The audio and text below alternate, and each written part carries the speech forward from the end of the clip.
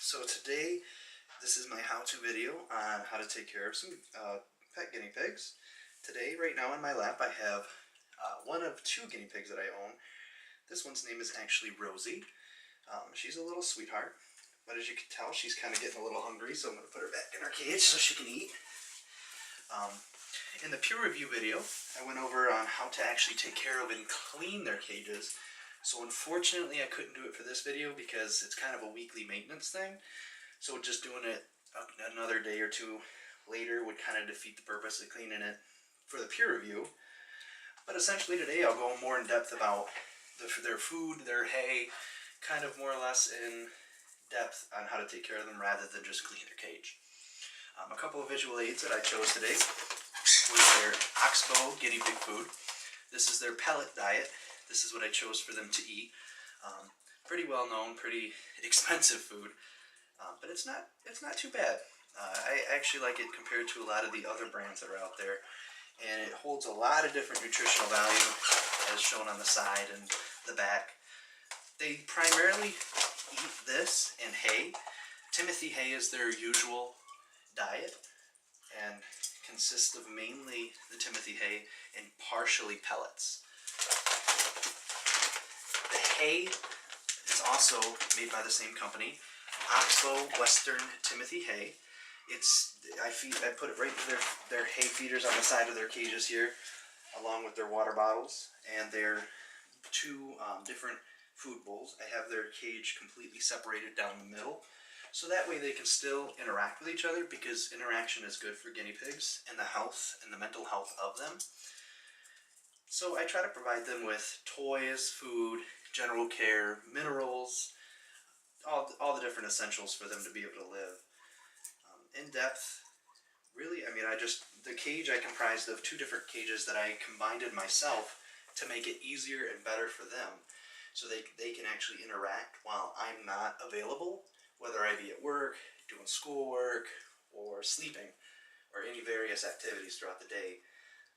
They also, I have a gate right in between that allows them to walk back and forth, so that way they can get some good playtime with each other.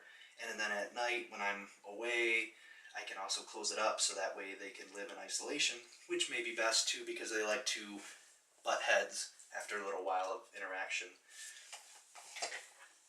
They both have their own different kinds of huts, so they have somewhere they can feel like they can run and hide to. I've actually litter pan trained them, so to speak. So instead of having them go to the bathroom everywhere all over their whole cage, they kind of reside to the one corner mainly, which makes it a lot easier and a lot better, not only for their health, so they're not walking around on feces, but so that it makes it also easier and better for me to clean up, spending less time scraping, vacuuming, and having to spend more time cleaning rather than playing with them or doing anything else that might be productive. The cage opens up on the top, so it allows for easy access to be able to reach them.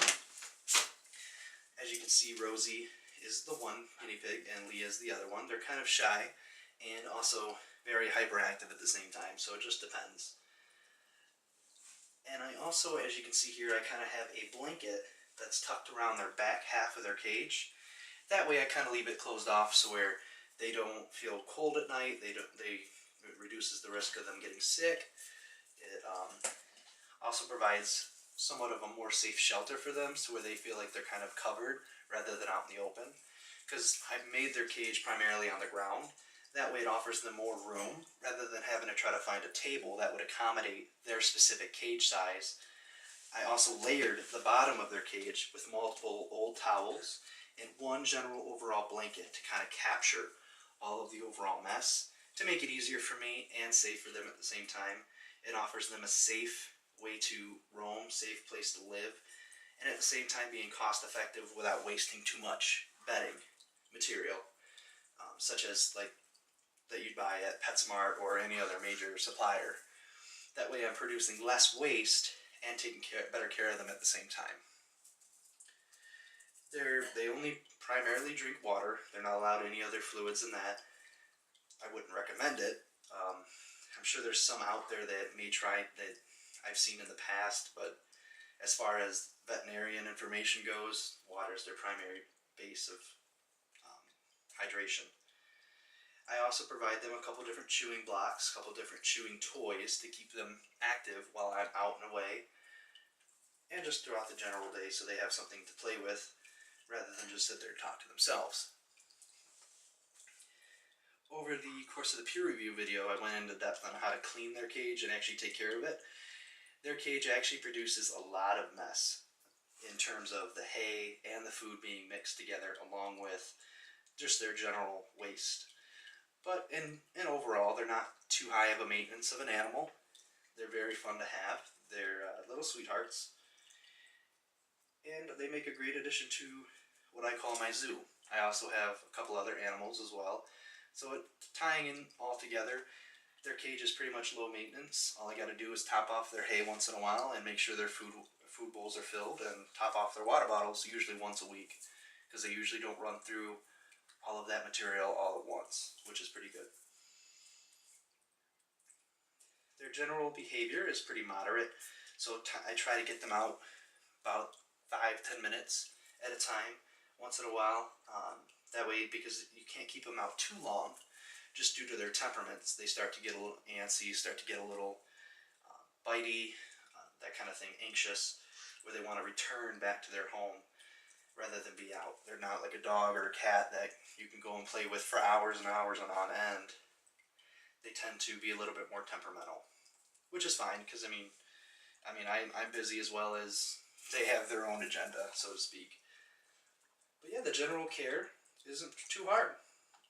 Hay comprises their main diet. Pellets top off their in-between nutritional